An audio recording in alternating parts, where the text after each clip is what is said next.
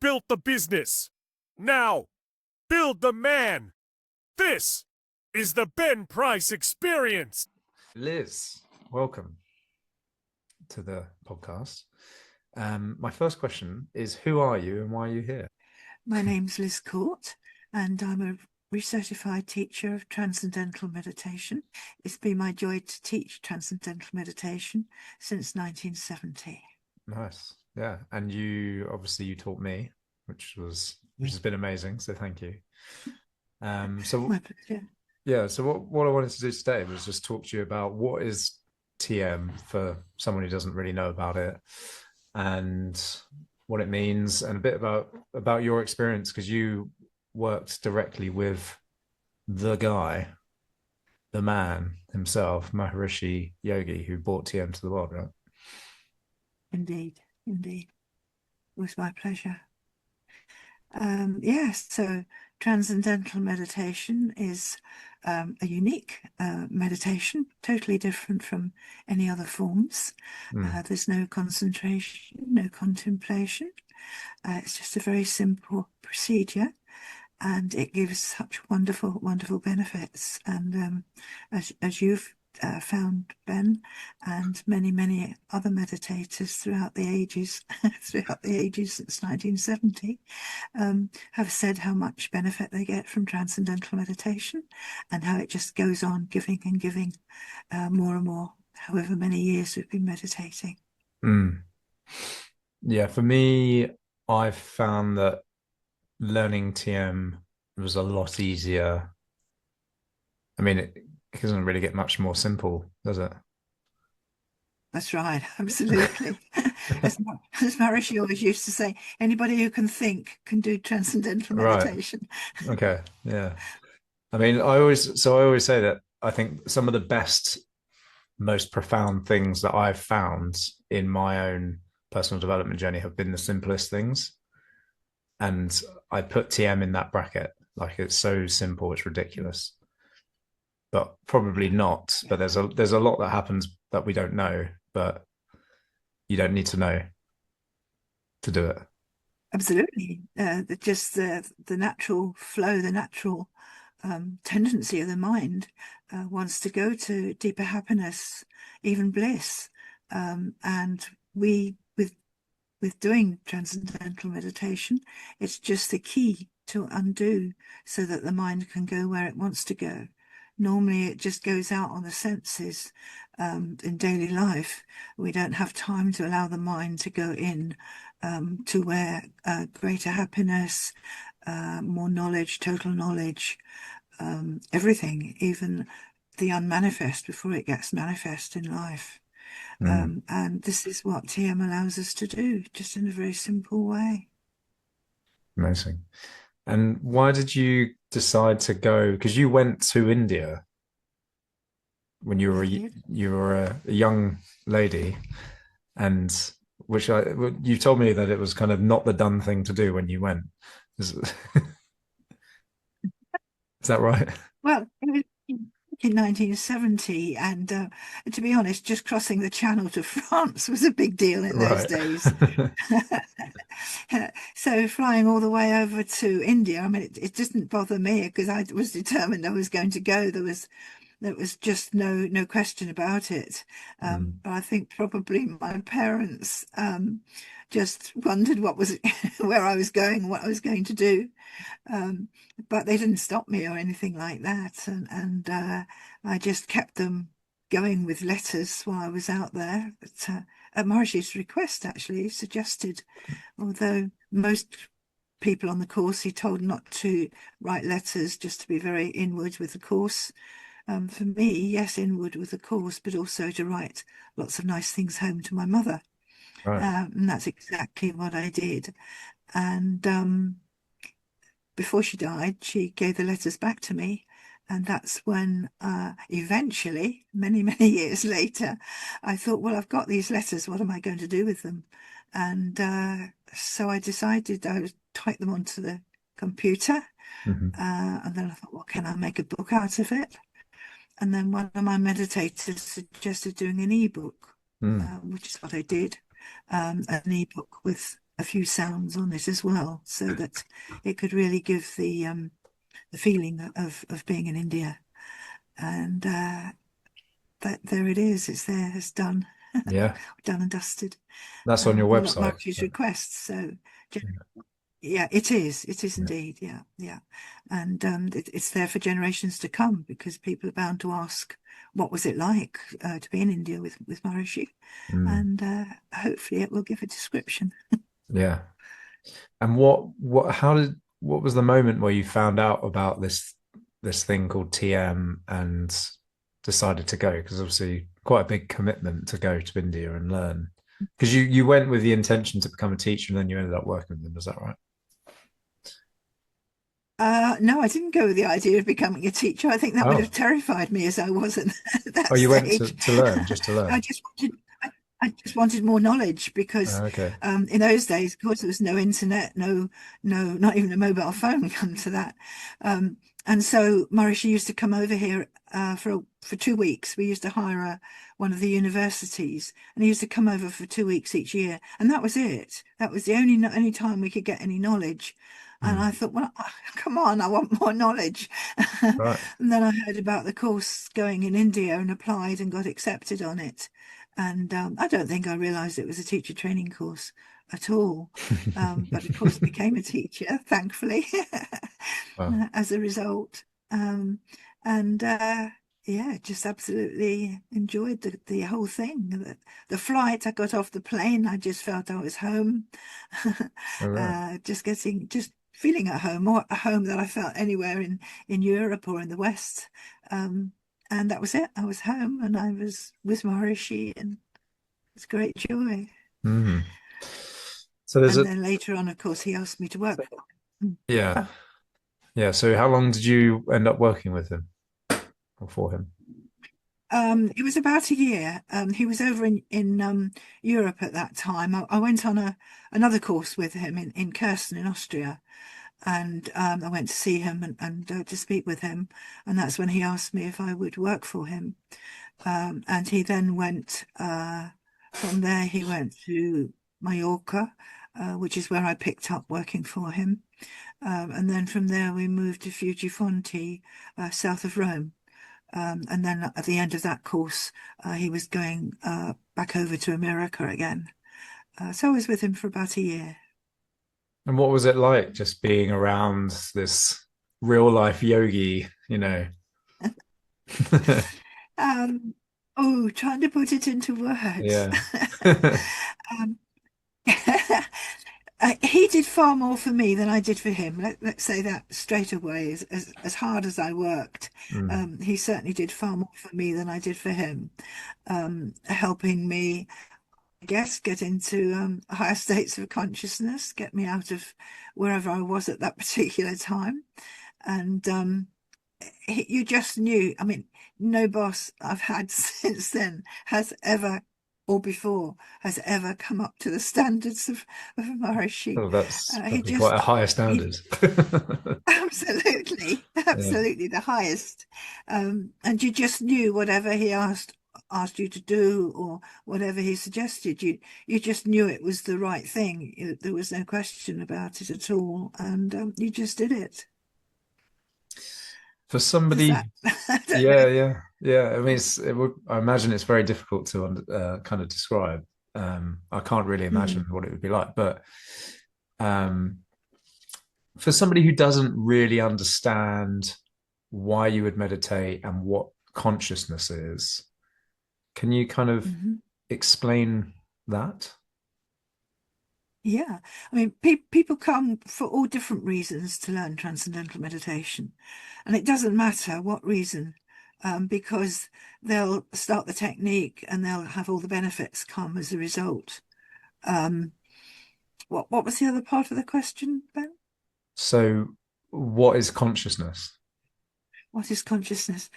Maharishi talks about 7 states of consciousness, Mm, and the first one is waking, second one dreaming, third one sleeping, which we all know. We all mm, know those 3 states of consciousness. When we start practicing transcendental meditation, we then have transcendental consciousness. as we continue with meditation and maybe do some of the advanced techniques, we then go into cosmic consciousness, and then more and more practice of TM. Then there's God consciousness, and then the final consciousness that Maharishi talked about was unity consciousness, where everything is us and we are everything. It's just a completely different outlook on life and on the world. And what is it? How do you explain what it is to somebody who has no idea? It's something that we all have. As I said before, waking, dreaming, and sleeping, we all know those states of consciousness. Yeah. Consciousness is everywhere. It's from even the smallest grain of sand has consciousness in it. So everything in life has consciousness. Consciousness is all there is the way Tony Nader speaks today, who he was the next person that Maharishi named as being the next in line of the Vedic tradition when Maharishi left his body. And so consciousness is all there is. Whatever we see, whatever we touch, has consciousness in it to some degree.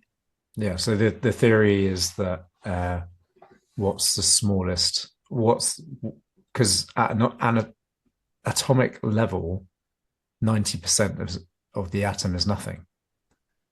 Is that right? Scientific knowledge in me that we're not very compatible. Well, no, I don't know why I'm pretending it is with me either, but it's because it's not. But that was something that I was listening to. I think there's another kind of yogi who I listened to the other day, and he was talking about at the smallest level there is almost nothing. And that consciousness is the thing that makes everything. Yeah, absolutely. That is everything, which is kind of wild. It is everything. Yeah, consciousness is all there is. Is the way that Tony puts it, but it's the same thing, same principle. And so when you're transcending into consciousness, you're connecting with it, or what are you doing? Like, what is the actual? You're connecting to the self with a big S. Okay. And that's when we get to know ourselves better than before we've learned to meditate. We actually know ourselves. And yes, it's consciousness that we transcend to. It's everything that we transcend to. It's where all knowledge is, as I mentioned before it gets manifest. And so we actually, when we transcend, we go beyond even the source of thought and go transcend beyond that. And that's where we go into consciousness, transcendental consciousness, unbounded consciousness, another term that Maharishi used to use. So yeah, that's it. That's as close as you can get. Yeah. I guess it's one of those things that's actually quite difficult to explain, really. You just got to experience it, in a sense. At the end of the day, yes. It's a bit like trying to describe what a strawberry tastes like to somebody who's never tasted the strawberry. You can describe it, you can say what it looks like, you can say it's nice, it's sweet, but until they actually put a strawberry in their mouth and taste it, they don't know what it is. And TM is like that, I'm afraid. Yeah, that is good. That is a good analogy. So one of the things that attracted me to TM was, I think I've tried lots of different types of meditation and I've never stuck to it. I've never experienced the benefits like I experienced the benefits of TM. I mean, I was straight in when you gave me my mantra. I think I was straight in, and I was within 5 minutes, not even 5 minutes, 1 minute maybe. And so I see people when I tell people about TM, I see them kind of rolling their eyes and being like, yeah, I've tried all the meditations. And I'm like, no, I know, so have I. This is different. This is different. So why is it so different? Totally do. Um, I think certainly I can only talk obviously from the TM point of view because I've never practiced any of these other meditations. But TM comes directly from the Vedas, and the Vedas is the original knowledge that was brought out into the world, and actually where all knowledge has come from. And TM comes directly from that knowledge. It's been going for millennia, back to the beginning of time even. Mm. And so it's been passed down from teacher to student throughout the ages in an oral way. And this has kept it going. It's gone all these times, all these years. So obviously it works. Otherwise it would have hit the dust years ago. So it's been kept in its pure state. And when we teach today, we teach in exactly the same way as they would have done millennia ago. And that's kept the purity, and we impart it, and the purity is completely there, undiluted. I think a lot of meditations are quite new ones that have been brought out Oh, maybe I the see. last few years. I know back in 1967 when I learnt, as far as I know, there wasn't any other meditation around, Oh, right. thankfully for me, Yeah. because I hit on the right one. So this is the um, original. so absolutely. I mean, and Maharishi just with all the knowledge surrounding that, because sometimes knowledge does get splintered over time, it gets lost. Mm. Um, and he brought all of the whole lot of the Vedas back into their completeness. That was one of the many jobs that he had to do, and did it beautifully and perfectly. Mm. Um, Because and generations. this is just one of, and I like the way that um he presented it as a technology as well. Mm, mm, Can you speak a bit yeah, to that? Because this is, I think, partly why I'm drawn to it is it's because it's a technology for creating peace yeah, in the mind. absolutely. And I had the sort of message to me, which was I help people win the war in their minds. It's like creating peace in your mind. And then I found this meditation almost, similar time. It feels rather divine timing. Yes. We start meditation when at the right time. It's the right time for us. Mm, And some people have a journey beforehand and do other things, other meditations, and then gradually they get to the point, well, wait a minute, there is something else. There's something I'm not getting.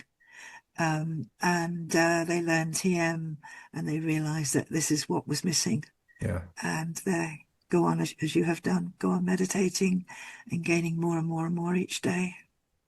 And it's got lots of scientific backing as well, which I think is really Yeah, great. absolutely. Yeah, Can you yeah. speak a We've little bit got, to that? I think, well, yeah, we have about 8 volumes now, and the volumes are about that thick.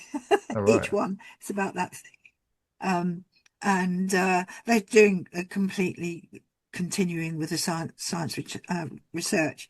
Maharishi is a young man. He went to a university in India and studied physics. Right. And of course, by the time he was out teaching meditation, he realized that we were in a scientific world, and that's why he started um, teaching under those terms, Mm, in those words. Um, and you mentioned just now about the large groups of meditators for peace. mm, And this was one thing that he very much wanted to bring about. And he had several goes in his lifetime where he had groups of, in those days, 8,000 right. in America. Washington was a well-known one. And what happened was he told us all to look in the newspapers, listen to the news, and watch what happens. And what happened once the course started, the negativity things in the world began to go down. and the positive things began to go up, and there was more and more positive things to be reported in the newspapers and on the news. Mm. At the end of the course, because everybody had gone on their summer holidays and to go on this course, so they had to go back obviously to their lives, their livelihoods, their work and so on. And at the end of the course, when the course broke up, the reverse started. The negativity started coming up, positivity started going down. And so Mm. he did this to show us. He knew it would work, but But it to wasn't show even, us it that was more than that, wasn't it? There's statistics, wasn't there? Crime statistics as well, which changed. absolutely, yeah, it Yeah. all went down. Yeah. All went down. Anything negative, death rates, accidents, road accidents, Yeah. everything, Wow. wars, everything began to go down. Mm. And then, of course, got reversed after the course. So one of the things that Dr. Tony Nader Maharaja, who is the next in line from Maharishi, Maharishi wanted him to get groups, a group at least to start with, of now 10,000 together on a permanent basis. Oh, right. And it's just my joy to say that we are very, very close to the first group being permanent. Okay. Is this the one in India? Yeah, yes, it's the lady farmers in the Himalayas. Okay. I think they will be the first group. But there are 4 other groups very close behind, and many others worldwide. Mexico is one of the close ones, and I think there were 3 others in India, but they are coming up all over the world. So they're just permanently Uh, meditating. Permanently meditating, yeah, permanently doing the city program, the Wow. yogic flying that Maharishi brought out, Yeah. and they're just permanently. It's like their job to That's do these to do their crazy. meditations morning and Wow. evening. Yeah, yeah. And So what do this they, is how do they, uh, how are they funded? How do they exist as a group of people who just permanently meditate? um, to be honest, I'm not. This hasn't really come out. I think it'll probably be local. Um, Local meditators, maybe local well wishers. I don't know, to be honest, the answer to that one. Mm. Um, yeah.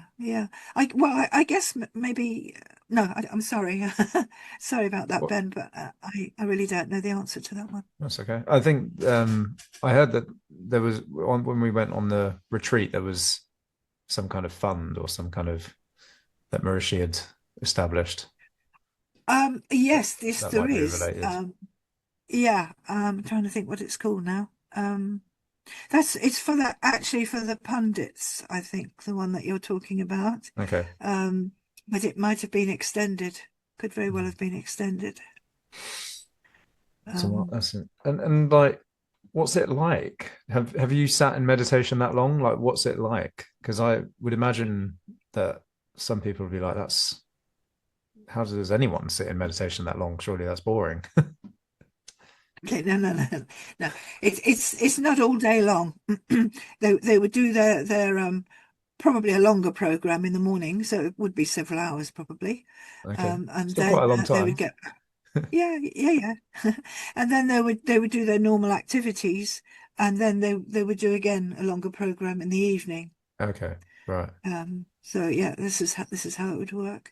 And I guess if they're doing their normal activity in between, lady farmers, for instance, they would be earning something because they would still be there.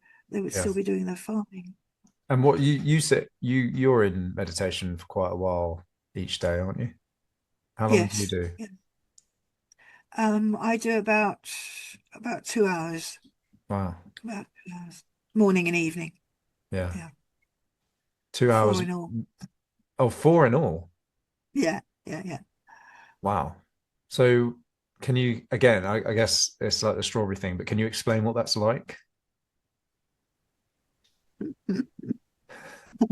It's an extension of a shorter program. You just obviously get more benefits because you're doing it for longer. It's a joy. It's not, oh, I'm going to sit down and do this 2 hours. Yeah. The whole thing is a joy to do. And the benefits, of course, are speeded up because of the longer program. Mm. Yeah. So it's a joyful process. It's not a chore. It's just kind of Absolutely. yeah. I mean, I look forward to doing mine, and I'm not perfect. I do most days twice a day, but I do look forward to it, which is completely different to every other meditation that I've done. So Yeah. yeah, you can sort of tell when you haven't done it. Yeah, absolutely. Particularly if it's the morning one. You have a Yeah. very grotty day. Yeah, definitely. Um, Yeah. okay, cool. What's if somebody wants to learn, what's the best method? How do they go about doing it? Where do they start? Okay. So it depends, obviously, if they're in Hampshire or close by, then I would be their local teacher. Hmm. And they could come through on my local website, TM Hampshire, mic.org.uk, Hmm. or they could go through the national office if they're further afield, and they will give them their local teacher, recertified teacher. Cool. And what do they need to know? Or would you offer any words of encouragement to go in? I mean, I just encourage everyone to go and do it. If you're hearing this podcast, there's a reason. The reason you're hearing it right now is because you need to go and learn TM, and the reason you've listened to this long of us talking about it, you just got to go and learn it. I think it's just one of the best things. What would you say? Absolutely. Yeah, Yeah, absolutely. I mean, it's the best thing I've ever done in my life. And yeah, my meditators all report the same thing as well. Because it's just, you wake up, you see life, and you are life somehow, mm, through doing TM. Everything gets better. You achieve more. Because when we transcend, um, we contact that source of thought. We go beyond the source of thought to where all knowledge is. What stresses we have are between the activity level and the transcendence level. And as we go on meditating, the two lines come gradually closer and closer together as we get rid of more and more stress until one day we have no overload of stress. We mm, need stress, obviously, to walk down the road. One leg stresses as the other one is put forward and so on. But we're talking about the overload of stress. And when we then are in that point where we think and we act from that level of the transcendence, everything that we do, we don't even think, oh, no, I could do that and that would give that result, or I could give that and that would give that result. We don't need to do that anymore. mm, Spontaneously, we do the right action of whatever is needed at that particular time. And that gradually grows. We don't have to wait until that level of consciousness comes. Even from the beginning, we're beginning to pick the thought up at a deeper and deeper level, deeper to the source of thought. And the same thing happens. The thinking is stronger. And if the thinking is stronger, the activity is stronger. And if the activity is stronger, then we achieve much more quickly and very productively. mm. Yeah, So even from day one, that's beginning to happen. yeah, Um, and and it's it's quite powerful more powerful at the start almost. I think. more powerful at the Or start. maybe it's just a bigger impact at the start, which is why it feels like Yeah, deeply resting. yeah. Mm. I think when we begin, the first time that we begin, we're comparing being a meditator to being a non-meditator. And Yeah, that's a big step. yeah, true. Uh, Yeah, then as we go on meditating, we're still obviously getting better and better and getting more and more benefits, and we do recognize those. But if we look at yesterday compared to today, when we're a meditator, there's not the contrast as that first meditation that we have. Yeah, definitely. Yeah. Well, it's been a great thing for me, and I think it's just like you said, it's just de-stresses you at the very basic level. You're gonna be less stressed. You're gonna be more focused, more conscious, more present. I met somebody the other day, and she was like, I feel like we know each other," and I was like, "I don't think we do." But then we both have done TM, and she had quite a That's strong amazing. experience as well. So she went to cosmic consciousness, like I think after a second meditation or something Yeah. incredible. So Yeah. she Yeah. just maybe it was that, maybe it was the fact that we were both present with each other. Who knows? I mean, you probably know, but or maybe we've been hanging out in cosmic consciousness with each other. I don't know.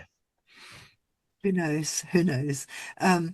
But that is what happens, particularly when we go on courses. We might not know anybody at all on the course, and I've been on many international courses where that's actually been the case. But they're not strangers Mm, because you're meeting on that level, if you like, of the transcendence, yeah. and everybody goes to that level. So everybody, if you like, is almost a part of one another. Well, yeah. I mean, we Because are, right? that, From an yeah, evolutionary point of view, we yeah, yeah, are. yeah, yeah, yeah. Because that level there's no boundaries, Mm, absolutely no boundaries. So, if somebody's sitting meditating in England and somebody else is in Australia, they're going to the same thing, and the link is there because there's no right. boundaries. If they were Yeah. sitting up on the sun, there'd be no boundaries or another universe. Yeah. And the other thing I like about it is you don't need to subscribe to anything. Do you know what I mean? Like, there's no Yeah, religion or there's no absolutely. indoctrination that particularly Yeah, has to happen. You just literally go see your teacher. Some kind of secret ceremony happens that you don't really understand. You don't need to understand.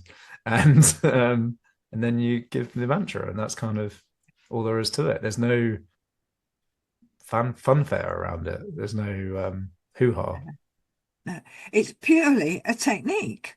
Yeah. Yeah. Yeah. And it's something that,